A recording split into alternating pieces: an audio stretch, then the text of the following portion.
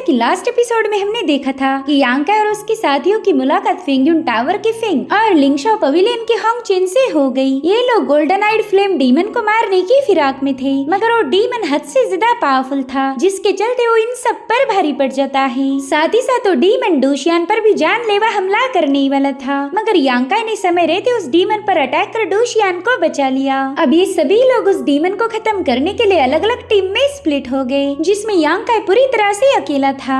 अब आगे तो इस एपिसोड की शुरुआत में हम देख पाते कि नियोंग अपने चमचों को लेकर यांका का पीछा कर रहा। यांका इन बंदों से बिल्कुल उलझना नहीं चाहता था, इसलिए वो नियोंग से कहने लगा कि तुम्हें शायद होंगचिन की असलियत पता नहीं। वो बंदा एक घटिया किस्म का इंसान है और तुम उसकी बातों में आकर मुझे मारना चाहते हो। दरअसल उस होंगचिन ने मेरे खिलाफ इवल प्लानिंग की थी और अब मुझे हकीकत का पता चलने के बाद वो मुझे रास्ते से हटाना चाहता है, ताकि ये बात मैं एल्डर्स को रिपोर्ट ना कर पाऊँ। जिस पर वो डिसाइपल्स कह रहे थे कि तुम बस खुद को बचाने के बहाने मार रहे हो। दरअसल होंगचिन गलत नहीं है, गलत तो तुम हो। तुम जरूर से हमारे लिंगशाओ पवेलियन को धोखा दोगे। जिसके बाद उन लोगों ने यांका पर अटैक करने की कोशिशें की, मगर यांका उसे जल्दी से डॉज करते हुए पीछे हट गया था। लेकिन वो सभी डिसाइपल्स दोबारा से उसके साथ फाइट करना शुरू कर देते हैं, तो यांका ने भी उनका मुकाबला किया। साथ ही साथ नियोंग भी अपने थंडर विप से यांका पर हमला कर देता है, मगर यांका समय रहते पीछे हट गया था और जैसे तैसे नियोंग के पावरफुल स्लैशेस से खुद को बचाने लगा,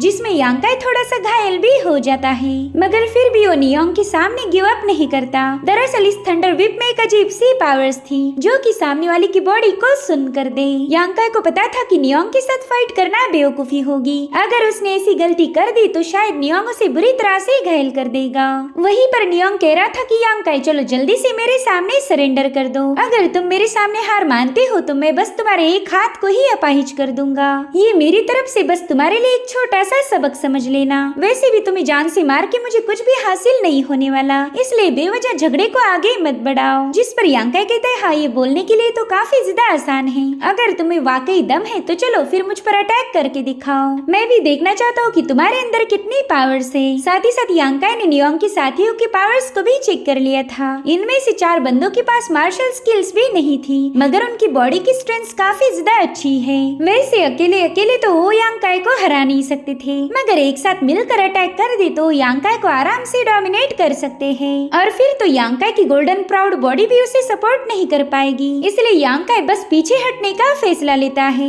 उसने अपनी नई मास्टर की हुई टेक्निक सन फ्लेम एक्सप्लोजन से वहाँ पर एक अटैक कर दिया, जिससे उस जगह पर एक ही सेकंड में आग लग जाती है। इनफैक्ट इसमें कुछ बंदे भी मारे गए और नियांग भी बुरी तरह से घायल हो गया था, जिससे तो अब वो यांका पर काफी ज्यादा भड़क जाता है। लेकिन वो देखता है कि यांका तो ऑलरेडी वहाँ से भाग निकला, इसलिए वो अपने साथियों से कहने लगा कि मैंने उस यांका को एक मौका दिया था, मगर उसने हम पर ही अटैक कर दिया। अब तो हम उसे बिल्कुल भी जिंदा नहीं छोड़ सकते। इधर यांका वहाँ से ही थोड़ी दूरी पर एक लेक के किनारे पहुँच जाता है, मगर अब उसमें जरा भी पावर्स नहीं बची थी। साथ ही साथ नियोंग के विप अटैक ने उसे बुरी तरह से घायल कर दिया था। उसकी बॉडी अब अपने आप नम होती जा रही थी। अब अगर उसने खुद को जल्दी हील नहीं किया तो थोड़ी देर में उसका दिल भी धड़कना बंद हो जाएगा। अब बस यांका को किसी सेफ जगह की तलाश थी, इसलिए वो सीधे उस लेक में ही जंप लगा देता है। वो वहीं पर वाइल्ड ग्रास के पीछे छुप गया था। तभी वो देखता है कि नियोंग भी वहाँ पर पहुँच चुका है। साथ ही साथ नियोंग को लेक के किनारे यांका का ब्लड भी मिल गया था, तो वो अपने साथियों को बताने लगा कि यांका फिलहाल बुरी तरह से घायल है। मेरे ख्याल से वो जरूर से इसी लेक में कहीं पर छुपा होगा, ताकि उसे अपनी इंजुरीज को हील करने का मौका मिले। लेकिन हम भी यहीं पर उसका इंतजार करेंगे। जैसे वो बाहर आए हम सब मिलकर उसका खेल खत्म कर सकते हैं। तो उसके चमचे तुरंत ही चारों ओर से उस लेक को घेर लेते हैं। यांका के पास अब उस लेक से बाहर निकलने का कोई रास्ता नहीं था, तो उसे डर लग रहा था कि कहीं ऐसी घायल हालत में उसकी मौत न हो जाए, इसलिए यांका सीधे अंडर वाटर चला गया। लेकिन यहाँ पर भी वो ज्यादा देर तक अपनी सांस को रोक नहीं पाएगा। अब उसे कुछ भी करके किसी सेफ जगह को ढूंढना ही था। और तभी थोड़ी दूरी पर जाने के बाद यांका को अंडर वाटर एक केव मिल जाती है। इसकी तो यांका ने बिल्कुल भी उम्मीद नहीं की थी, तो तुरंत ही उस केव के अंदर अंदर एंटर करता है और सरप्राइजिंगली वहाँ पर सांस लेने के लिए भी जगह थी। अब यांकाई को अपने सामने ढेर सारी सीढ़ियाँ नजर आने लगी तो तुरंत ही उन्हें क्लाइम करते हुए आगे बढ़ने लगा। साथ ही उसे उस जगह पर बहुत ही स्ट्रॉन्ग मेडिसिन की खुशबू भी आने लगी तो उसने तुरंत ही उस केव को एक्सप्लोर करना शुरू कर दिया। वहाँ पर ढेर सारे हर्ब्स थे मगर यांकाई के पास इनके बारे में कोई इन्फॉर्मेशन नहीं थी और वो फोकट में रिस्क उठाना नहीं चाहता था, इसलिए वो उन हर्ब्स को छोड़कर सीधा केव के अंदर आ गया। वहाँ एक जगह पर उसे काफी सारे संदूक मिल गए जो खजाने से भरे हुए थे, जिन्हें देखकर यांकाई कह रहा था कि ये तो एक लेगेसी केव है, इसका हर एक आइटम काफी ज्यादा प्रेशियस होगा, जरूर से ये किसी एंशिएंट कल्टीवेटर की प्रॉपर्टी होगी। और तभी यांकाई को केव की दीवारों पर फाइटिंग के कुछ निशान मिले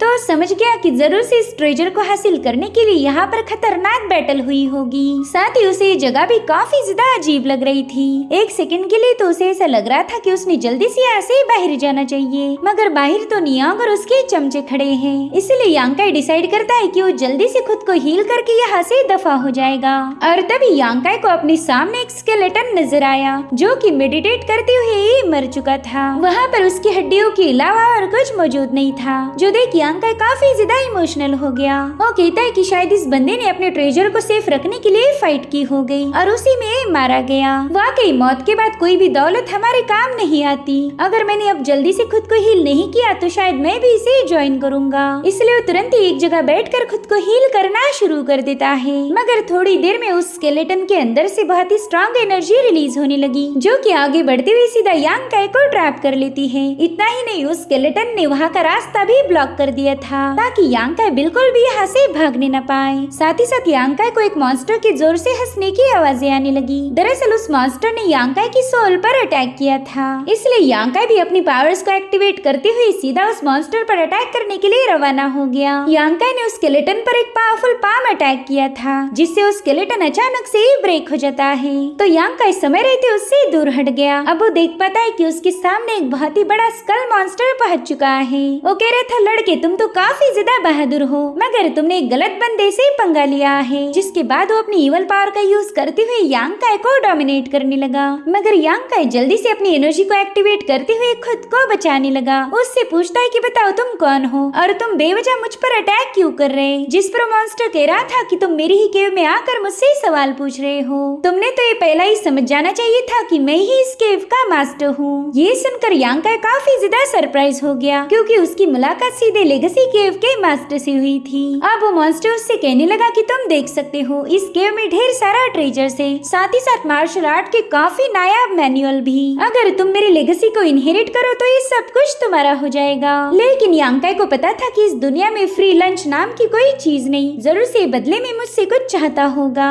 और उसी वक्त यांकाई को फील हुआ कि इस मॉन्स्टर ने उसकी माइंड स्पेस में एंट्री ले ली है और यांकाई में इतनी पावर्स थी नहीं कि वो इस मॉन्स्टर का मुकाबला कर पाए। इधर वो मॉन्स्टर यांकाई के माइंड स्पेस को देखकर काफी ज्यादा खुश हो गया। वो कहता है कि यहाँ पर तो एंशिएंट स्टोन्स का ट्रेजर है। मुझे लगा नहीं था कि तुम्हारे जैसे मामूली बंदे की माइंड स्पेस इतनी कमाल की होगी। बच्चे, अब तुम्हारे पास जो कुछ भी है वो मेरा हो जाएगा, इनफैक्ट तुम्हारी बॉडी भी। हजारों सालों के बाद मैं रिवाइव हो जाऊंगा। जिसके बाद वो जोर जोर से हंसते हुए सीधा यांकाई की तरफ आगे बढ़ता है। उसने अपनी इवल पावर यांकाई की माइंड स्पेस में बिखेरना शुरू कर दी ताकि वो पूरी तरह से इसे अपने कंट्रोल में ले पाए। लेकिन तभी एक गोल्डन रोशनी रिलीज होते हुए उस एनर्जी को डिस्ट्रॉय कर देती है। ये देखकर तो मॉन्स्टर काफी ज्यादा घबरा गया था। उसे समझ नहीं आ रहा था कि यांकाई की माइंड स्पेस में इतनी खतरनाक चीज क्या होगी। और तभी उसे प्राउड गोल्डन बॉडी की आवाज आती है। अब गोल्डन प्राउड बॉडी उससे कहती है कि तुम तो एक मामूली से शैतान हो, मगर फिर भी तुम मेरी माइंड स्पेस पर कब्जा करने के बड़े बड़े ख्वाब देख रहे। शायद तुम्हें पता नहीं कि बच्चा मेरा मास्टर है, इसलिए मेरे होते हुए कोई भी उसे नुकसान नहीं पहुंचा सकता।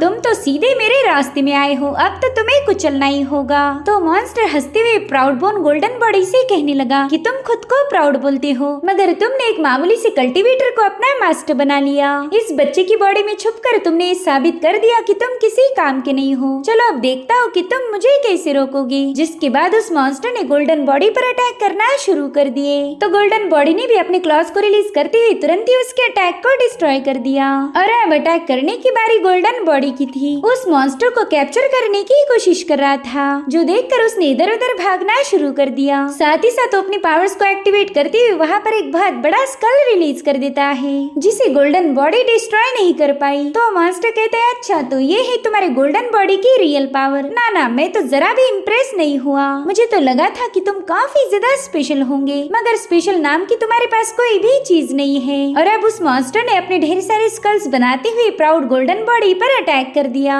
साथ ही साथ वो अपनी इवल पावर से उसे चारों ओर से ट्रैप कर लेता है। मगर तभी वहाँ पर स्पिरिचुअल एनर्जी का एक बहुत बड़ा ब्लास्ट हो जाता है, जिसमें उस मॉन्स्टर के सारे स्कल्स डिस्ट्रॉय हो गए। साथ ही साथ वो भी बुरी तरह से घायल हो गया था। और फिर गोल्डन बॉडी एंशिएंट डीमन तुरंत ही उसे ट्रैप करते हुए उसमें अपनी थंडर पावर ऐड करने लगा, जिससे कि उस मॉन्स्टर को गजब का दर्द होता है। तो खुद को बचाने के लिए गोल्डन बॉडी पर अपने हिडन डैगर से अटैक कर देता है, मगर वो डैगर तो उसके आर पार होकर वहाँ से बाहर निकल गया था, जो देखकर तो उस मॉन्स्टर को अपनी आंखों पर यकीन नहीं होता। वो कह रहा था कि मेरे इस अटैक से आज तक कोई भी बच नहीं पाया, मगर इसका तो तुम पर कोई असर नहीं हो रहा। आखिर तुम हो कौन? तो गोल्डन बॉडी एंशिएंट डीमन उसे बताने लगा कि मैं एक ग्रेट डीमन गॉड का अवतार फॉर्म हूँ। तुम्हारे जैसे मामूली से स्पिरिट मेरे सामने किसी चींटी से कम नहीं है। तुम्हें तो मैं यूं आसानी से मसल दूं। इधर मॉन्स्टर गोल्डन बॉडी की थंडर पावर से बुरी तरह से तड़पने लगा। वो कह रहा था कि प्लीज मुझे बख्श दो और मैं इस बंदे को मेरी केव से जाने दूंगा।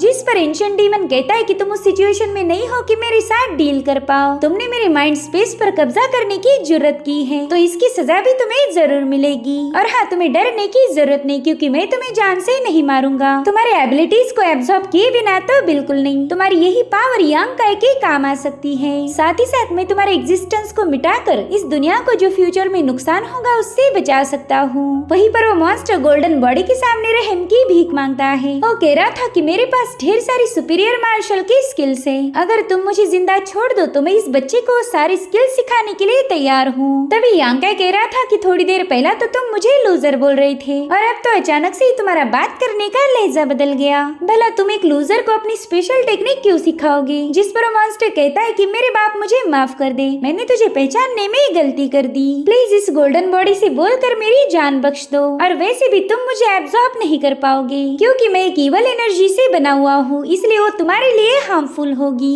अगर तुम मुझे जिंदा रखोगे तो तुम्हारा काफी ज्यादा फायदा होगा। साथ ही साथ मैं तुम्हें बहुत ही स्पेशल टेक्निक भी सिखा सकता हूँ। तो यांकाई उसके साथ बात करने के लिए तैयार हो गया। इसलिए वो मॉन्स्टर उसके करीब जाकर बताने लगा कि मेरे पास एक हार्ट डिवाउरिंग सील नाम की पावरफुल टेक्निक है। जिस पर यांकाई कहने लगा कि इस टेक्निक का नाम भी काफी ज्यादा भयानक है, तो बताओ फिर इसे प्रैक्टिस कैसे किया जाए? जिस पर मॉन्स्टर कह रहा था कि ये तो बहुत ही सिंपल टेक्निक है। तुम्हें बस 10 साल से कम उम्र वाले बच्चों का दिल निकाल कर उनका ब्लड कलेक्ट करना है, और फिर उस ब्लड को 100 दिनों तक रिफाइन करना होगा। अगर एक बार तुम ये टेक्निक सीख जाओ तो तुम किसी को भी आसानी से मार सकते हो। तुम्हारा अटैक सीधे उनके दिल पर होगा। ये सुनकर तो यांकाई उस पर काफी ज्यादा भड़क गया। वो कह रहा था कि सिर्फ पावर्स हासिल करने के लिए मासूमों का खून बहाना ये बहुत ही क्रूएल टेक्निक है। तुम्हारी इतनी हिम्मत कैसे हुई कि तुम मुझे ऐसी वाहियात टेक्निक का नॉलेज दो? तभी एंशिएंट डीमन ने उस मॉन्स्टर को दोबारा से टॉर्चर करना शुरू कर दिया। तो मॉन्स्टर कहता है प्लीज थोड़ा सा रुक जाओ, मैं तुम्हें एक और टेक्निक के बारे में बताना चाहता हूँ, जिसका नाम है फॉलिंग फ्लावर्स रेड। ये तो तुम्हारे जैसे नौजवान को काफी ज्यादा पसंद आएगी। जिस पर यांकाई कहता है कि वाह, इस टेक्निक का नाम तो काफी ज्यादा पोएटिक है। तो उससे पूछता है कि बताओ फिर इसे प्रैक्टिस कैसे किया जाए? जिस पर मॉन्स्टर कहने लगा कि ये तो बहुत ही आसान टेक्निक है। तुम्हें बस यीन और यांग के सप्लीमेंट्स को हार्वेस्ट करके 500 वर्जिन लड़कियों को ढूंढकर उनके साथ। तभी यांकाई ने तुरंत ही उसे चुप होने के लिए बता दिया। वो कह रहा था कि अब तो तुम काफी ज्यादा गंदी बातें कर रहे हो। तो मॉन्स्टर कहता है एक सेकंड, मेरे पास एक और टेक्निक है जिसका नाम है जॉयफुल फीस्ट। तो प्राउड बॉडी ने तुरंत ही उसे लाइटनिंग के झटके देना शुरू कर दिया। इधर उसने जैसे एक गंदी टेक्निक बताई, उधर से उसको एक झटका मिल रहा था। वेल, इस मॉन्स्टर की सारी टेक्निक एक तो ब्रूटल थी या फिर वाहियात। यांकाई कहने लगा कि मॉन्स्टर जरूर से काफी ज्यादा थरकी रहा होगा। इसकी थरक तो इसके हर एक टेक्निक से टपक रही है। इससे कोई बेकार सी टेक्निक सीखने से बेहतर है मैं इसे रिफाइन ही कर लूं। तो वो गोल्डन बॉडी को हुक्म देता है कि जल्दी से इसे रिफाइन करना शुरू कर दो। अब गोल्डन बॉडी उसे बुरी तरह से तड़पा रहा था। तभी वो मॉन्स्टर कहता है कि मेरे पास एक और टेक्निक है जिसका नाम है लेगेसी केव सीक्रेट ट्रेजर टेक्निक। और ये सुनते ही गोल्डन बॉडी ने अपने थंडर अटैक को रोक दिया, क्योंकि मॉन्स्टर ने इस बार एक काम की बात की थी। और इसी के साथ एपिसोड यहीं पर एंड हो जाता है। Thank you so much for watching. Bye bye, take care.